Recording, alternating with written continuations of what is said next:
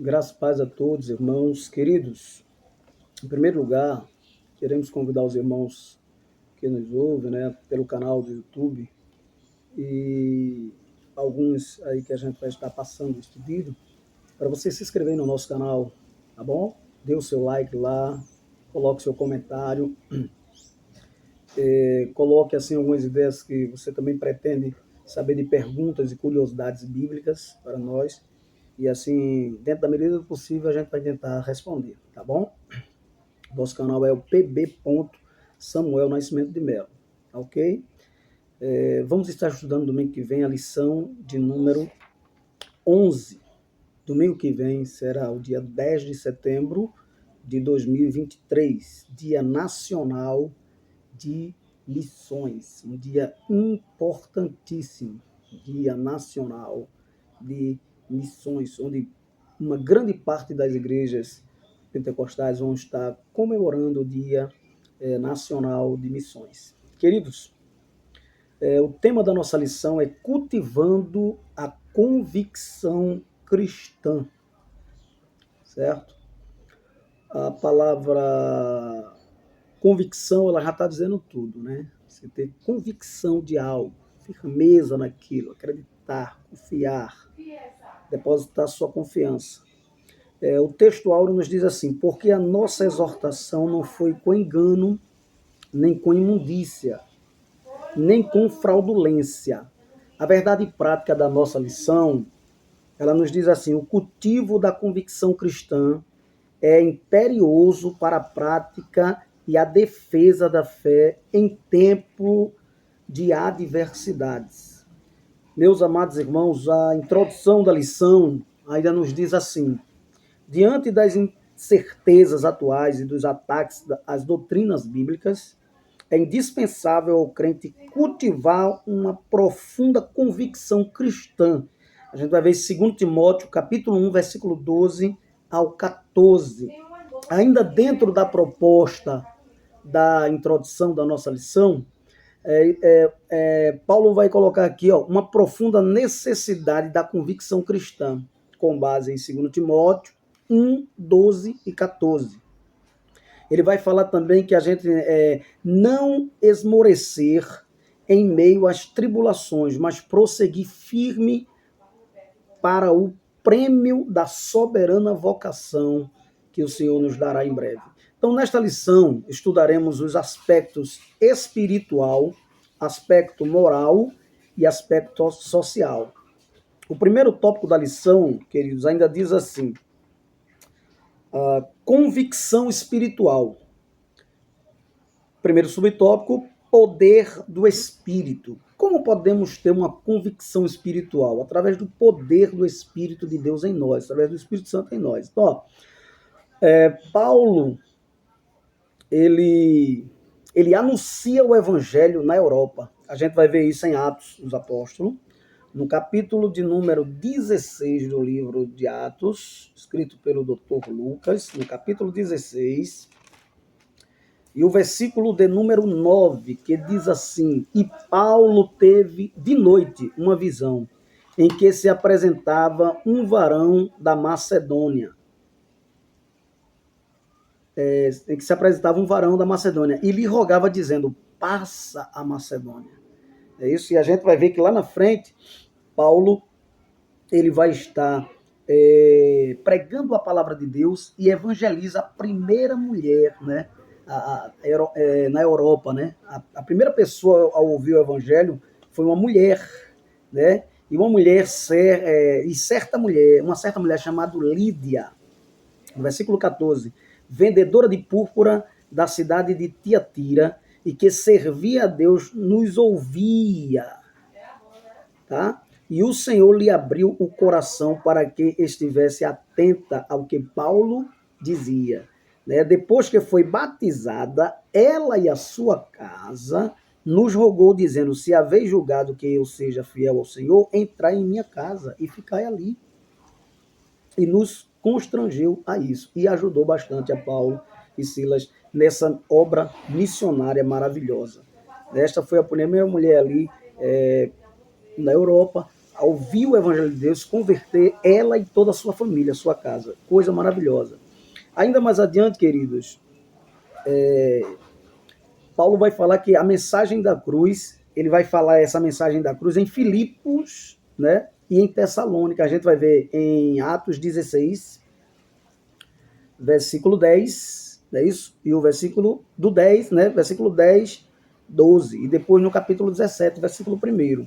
Tá bom? Ele vai falar, e logo depois desta visão, procuramos partir para a Macedônia, concluindo que o Senhor nos chamava para lhes anunciarmos o Evangelho. E navegando de Troade, fomos correndo em caminho direito para Samatrácia, e no dia seguinte para Neápolis, e dali para Filipos, que é a primeira cidade desta parte da Macedônia, e é uma colônia, e estivemos alguns dias nesta cidade, levando o ídolo glorioso do Senhor. Paulo não pregou somente, queridos,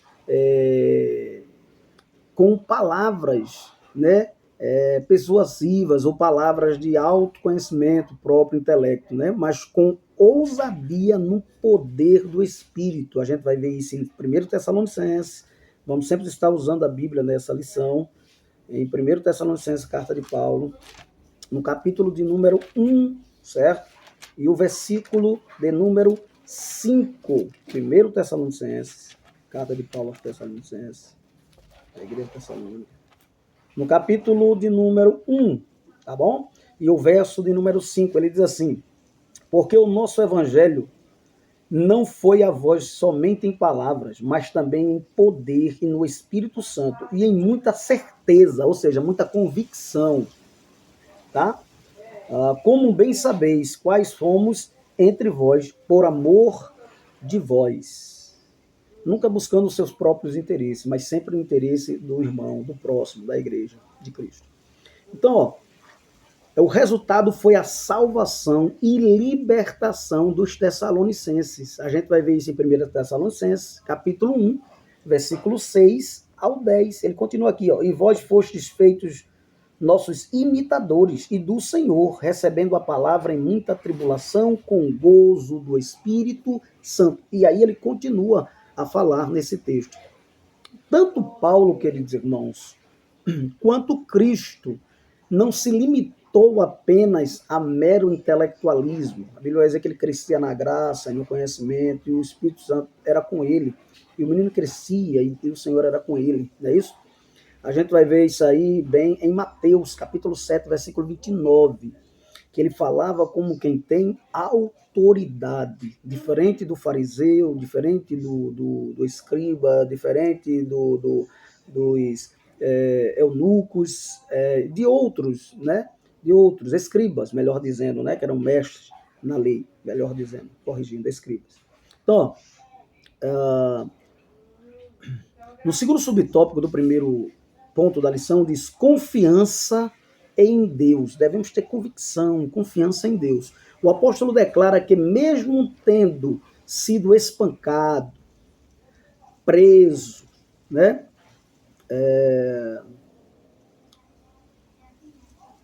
por ter prego o evangelho, né, por pregar em Tessalônica, sua fé não estava abalada. Mesmo sendo preso, mesmo sendo espancado, a sua fé não foi abalada, porque ele tinha convicção daquilo que pregava. O evangelho de Cristo, que liberta, mas viu o pecador. O apóstolo declara que também eles ainda tiveram, Paulo e Silas tiveram a capacidade de orar.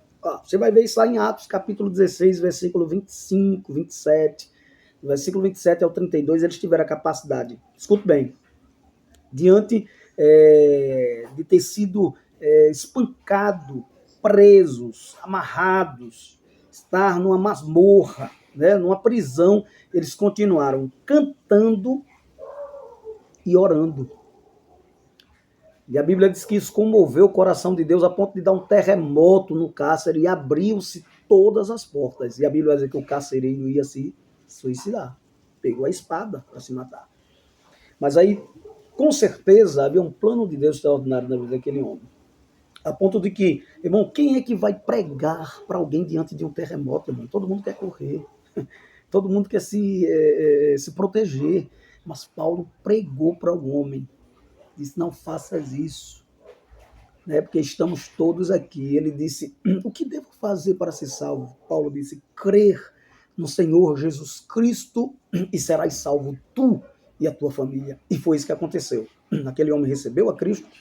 A gente vai ver isso lá no versículo 32, no final do capítulo 16. Ele e sua família foram batizados e recebeu ao Senhor como único e suficiente Salvador. Então, eles ainda tiveram essa capacidade, né, de orar, de cantar, de evangelizar e de ganhar vidas e uma família para Jesus. Que coisa maravilhosa. Será que eu e você teríamos essa capacidade? É um caso a se pensar. Paulo e Silas em Tessalônica, no capítulo 2, versículo 2 de 1 Tessalonicenses, vai dizer assim, ó: mas, havendo primeiro padecido e sido agravados em Filipos, como sabeis, tornamo-nos ousados em nosso Deus para vos falar o evangelho de Deus com grande combate. Irmãos, eles não desistiam. Independente de ser espancado, de ser preso por amor do evangelho, eles tinham convicção. Isso falta em muita gente hoje. Mas que Deus possa colocar essa convicção em vosso coração nesta manhã, em nome de Jesus. Paulo e Silas estavam dispostos. Você estaria disposto a evangelizar diante disso aí, diante destas situações? Você estaria disposto ainda em ganhar vidas para o reino? Ou mesmo sem acontecer isso, você já não está ganhando vidas para o reino? Então, é um caso a se pensar também. Então, novamente, depois de ser espancado e preso por expulsar demônios de uma jovem que adivinhava, né? E fazer o bem, foram injustiçados pelos homens, mas justiçados por Deus. Deus é a nossa justiça. Então, mesmo diante de ameaças de prisões e morte, eles não desistiram. O terceiro subtópico ainda do primeiro ponto da lição nos diz assim: fidelidade na pregação. Olha, é preciso termos fidelidade na pregação do evangelho. Tem muitas pessoas que estão sendo injustas quando vai falar do amor de Jesus. E praticamente não fala nem de Jesus, fala mais dele do que de Jesus. Então, o comentarista vai dizer aqui: o apóstolo dos gentios assegura que o evangelho anunciado em Tessalônica não foi com engano, nem com imundícia, nem com fraudulência. Ou seja, ele garante que o evangelho em Tessalônica não foi pregado com engano, em primeiro lugar. Ou seja, ele não foi um evangelho mentiroso. Ele não foi um evangelho de fábulas, de contar historinhas de carochinha, tá? Ou de invenções humanas, como a história de Papai Noel e de outros. Mas foi a verdade sagrada da palavra de Deus.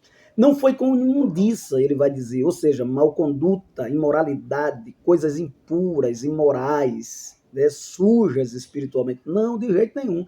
E ele ainda vai dizer, não foi com fraudulência, ou seja, de maneira desonesta, ardilosa, usando de má fé, com os indutos, né? Não foi de uma maneira que lesasse os irmãos, de maneira nenhuma, mas foi de uma maneira fervorosa, fiel, verdadeira, firme. Ó. Mostra que a doutrina cristã não procede de fábulas, ele mostra, tá? Inventadas, condutas imorais ou de artifícios para seduzir as pessoas a crerem em mentiras. De maneira nenhuma, Paulo falou a verdade, assim como Cristo dizia, em verdade vos digo.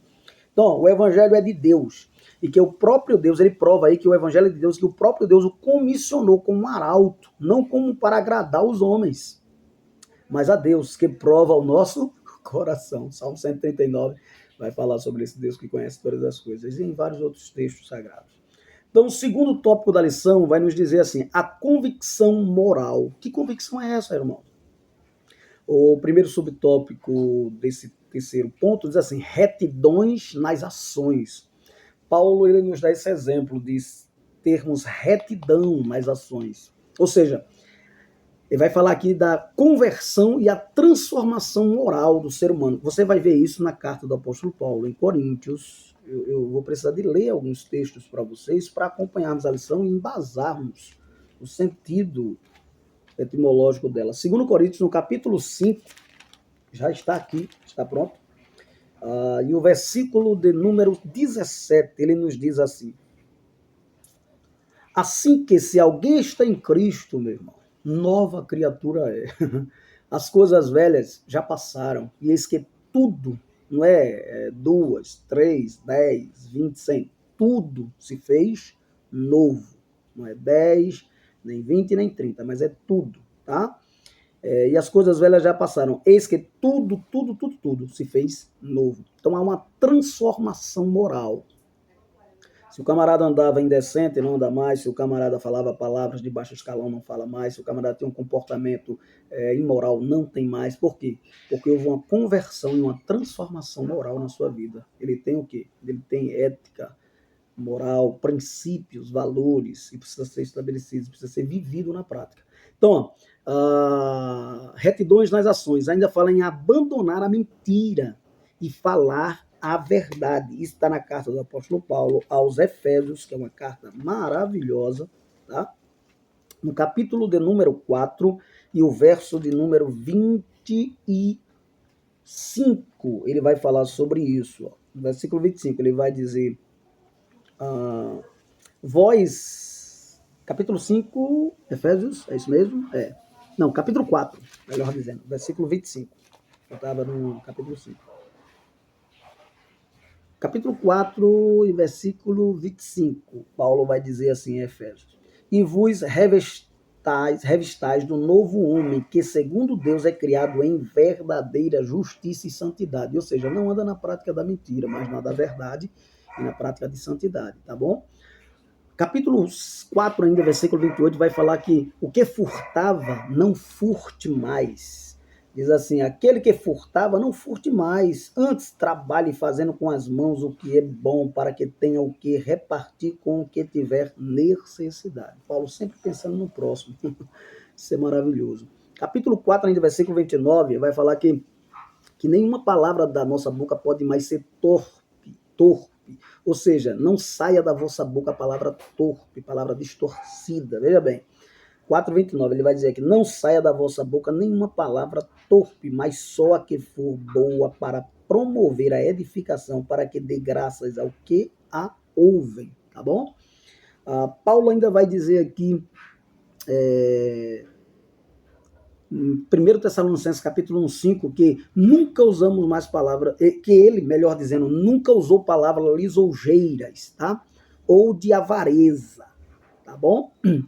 Ele afirma que jamais usou de falso sentimento para obter favor, nem de ambição financeira. Ele não tinha ambição financeira. O propósito dele era, o alvo dele era Cristo, era o prêmio da soberana vocação. Em Romanos, ainda no capítulo 16, versículo 18, ele vai mostrar a diferença entre o falso cristão e o verdadeiro cristão. Romanos, preciso ler, como eu falei para vocês, para a gente embasar a palavra. No capítulo número 16, eu gosto da leitura. E o verso de número 18, ele nos diz assim: porque os tais não servem a nosso Senhor, os falsos ensinadores, mestres, Jesus Cristo, mas ao seu ventre, e com suaves palavras e lisonjas, enganam o coração dos simples, diferente do verdadeiro cristão, do verdadeiro missionário de Cristo, ou pastor, ensinador, presbítero, bispo e assim por diante. Então ele vai falar da conduta também regenerada do crente. Olha, a conduta do crente regenerada, como é que ela é? Colossenses, no capítulo 3, versículo 23. Mais uma carta do apóstolo Paulo em Colossenses. Vamos lá. Colossenses, abra sua Bíblia aí. Vamos estudar um pouco de Bíblia. No capítulo de número 3, fica depois de Filipenses, tá? E o verso de número 23, que diz assim a palavra do Senhor. E tudo quanto fizerdes, fazei-o de todo o coração, tá? Como ao Senhor, e não aos homens. Então, Paulo ele nos dá aqui várias exortações e ensinamentos maravilhosos de como nos comportamos a partir de que somos novo homem regenerado em Cristo Jesus. 1 João capítulo 3, versículo 18, também nos vai falar algo sobre isso. 1 João no capítulo 3 e o verso 18. Você pode ler aí na sua casa, tá bom? No segundo subtópico ainda do segundo ponto, nos diz assim, reputação ilíbida. Ou seja, a gente vai ver esse exemplo dessa reputação ilíbida quando houve na escolha dos 7 diáconos. Você vai ver isso em Atos dos Apóstolos, no capítulo 6, tá? No capítulo 6 de Atos. E o versículo, eu acho maravilhoso esse versículo, que é a escolha dos 7 diáconos da igreja primitiva. Veja as características desses homens, como é maravilhosa. A reputação deles, veja bem, capítulo 6, versículo 3, diz assim, escolhei, pois, irmãos, entre vós 7 varões de boa reputação, cheios do Espírito Santo, olha as características deles, e de sabedoria. 3 coisas, boa reputação, cheio do Espírito Santo e de sabedoria, tá bom? Aos quais constituamos sobre este importante negócio. A obra do Senhor não é qualquer negócio, é algo muito importante, tá bom? E não é algo negociável, não, é algo importante, tá bom? Precisa ter uma direção de cima, de Deus para isso. Então, ele vai falar aqui também essa questão da reputação ilíbida, ainda vai entrar aqui, não buscamos glória dos homens. Ele vai falar isso em 1 Tessalonicenses 2 e 6, mas de Deus. Ele procurava obter, ele não procurava obter vantagens, nem honra, em parte alguma. Ele vai dizer isso, deixar bem claro, em 1 Tessalonicenses 2 e 5. Ele disse aos coríntios que devemos nos gloriar no Senhor. Abra sua Bíblia aí, a carta do apóstolo Paulo, 1 Coríntios, capítulo 1, versículo 29 ao 31. Ele diz que, de que devo me gloriar? Me gloriarei no Senhor, né? Eu devo me orgulhar, me gloriar no Senhor, na sua obra. Então, os que aspiram fama, os que aspiram prestígio, né? Eles caem em tentação. E eles começam a macular o evangelho. Eles não falam o evangelho genuíno. Por quê? Porque senão não vai dar ibope. Não vai ter fama. A ele, Paulo vai dizer a ele, a Cristo, seja a glória por todas as gerações, para todo o sempre. Está onde? Efésios, capítulo 3, versículo 21. Vamos para o terceiro subtópico do segundo ponto. Diz assim, vida irrepreensível. Paulo vai falar de uma vida agora irrepreensível, ou seja, conduta que não pode ser censurada. Você vai ver isso em Efésios, ainda no capítulo 5 de Efésios, tá? Capítulo 5 de Efésios e o verso de número 27. Veja que coisa maravilhosa. Efésios, vamos lá. Efésios 5 e 27. Vamos ver?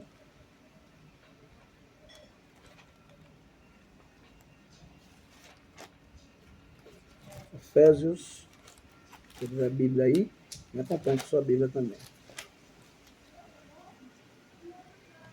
Cadê Efésios? Timóteo. Efésios 5 e o número 5 e 27, não é isso? Que diz assim a palavra do Senhor. Para representar a si mesmo,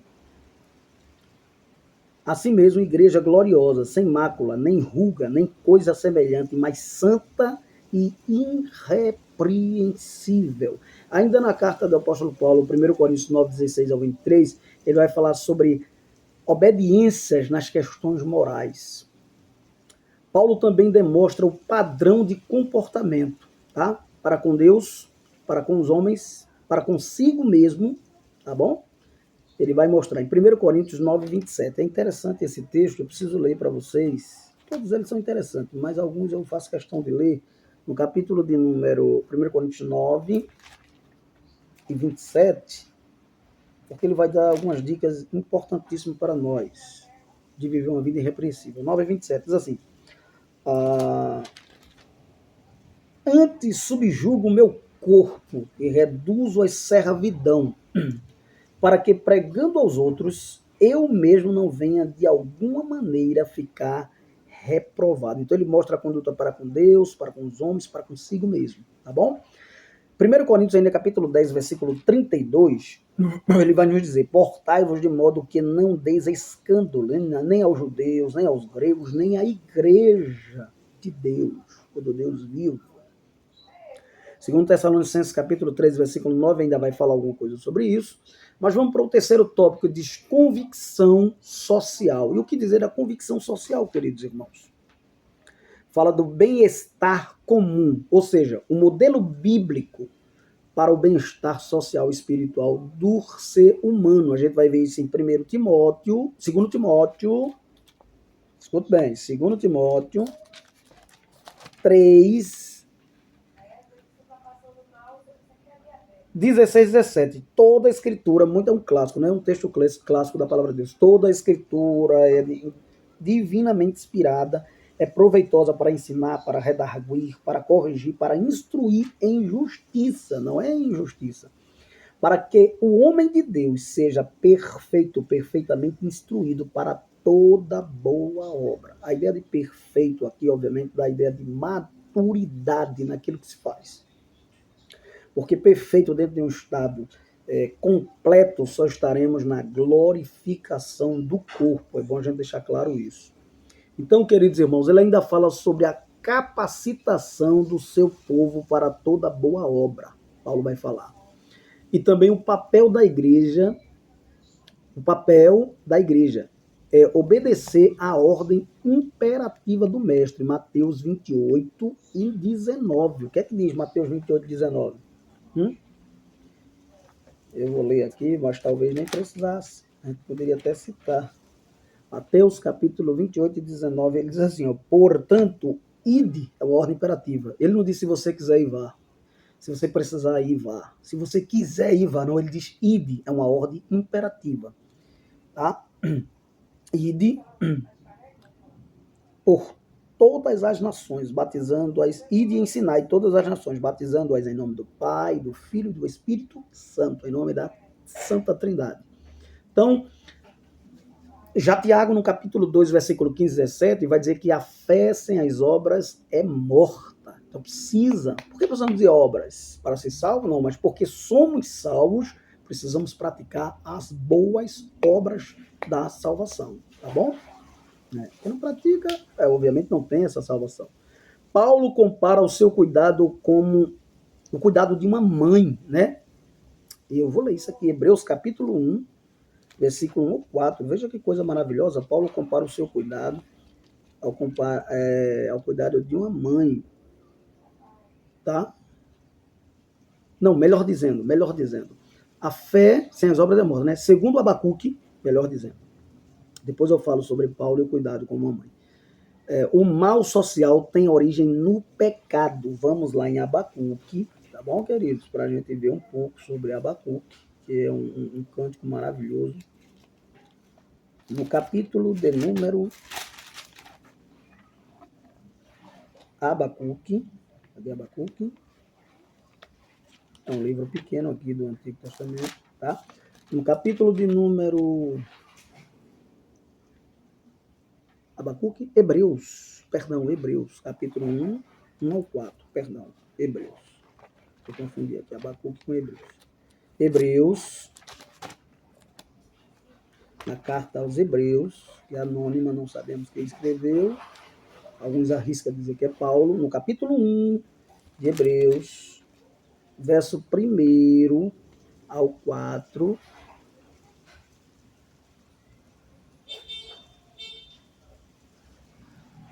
Não, é Abacuque mesmo. É Abacuque. Me perdoe, tá? É Abacuque. Pelo que está escrito aqui, é Abacuque, tá? Abacuque, no capítulo de número 1. Abacuque, o 1 ao 4. Veja o que é que diz. Sofonias, Ageu, Zacarias.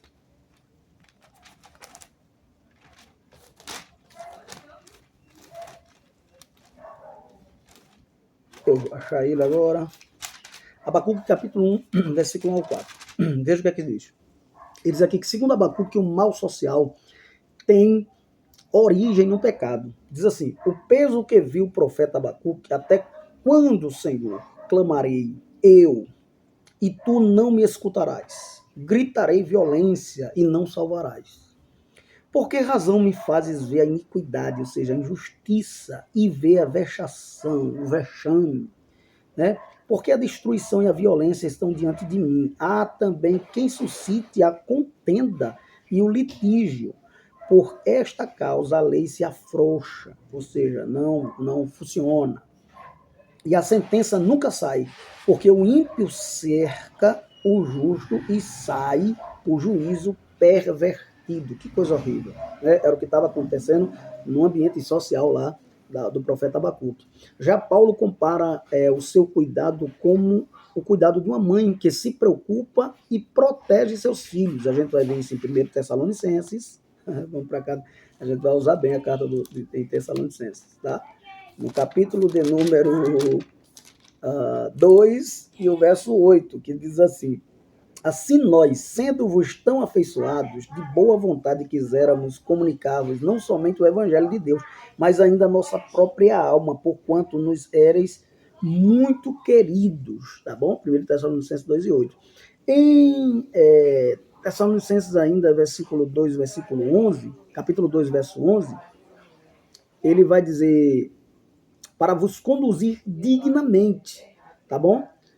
Ele vai dizer aqui também no versículo 11, 2 e 11, ele vai dizer assim: assim como bem sabeis de que modo vos exortávamos e consolávamos a cada um de vós, como o pai a seus filhos, tanto quanto como uma mãe, como um pai. A proteção do apóstolo Paulo, o amor do apóstolo Paulo pelos seus irmãos era tremenda. Que nós possamos aprender e aplicar na nossa vida também esses princípios e valores morais e espirituais estabelecidos na palavra de Deus. Tiago fala do pecado por omissão.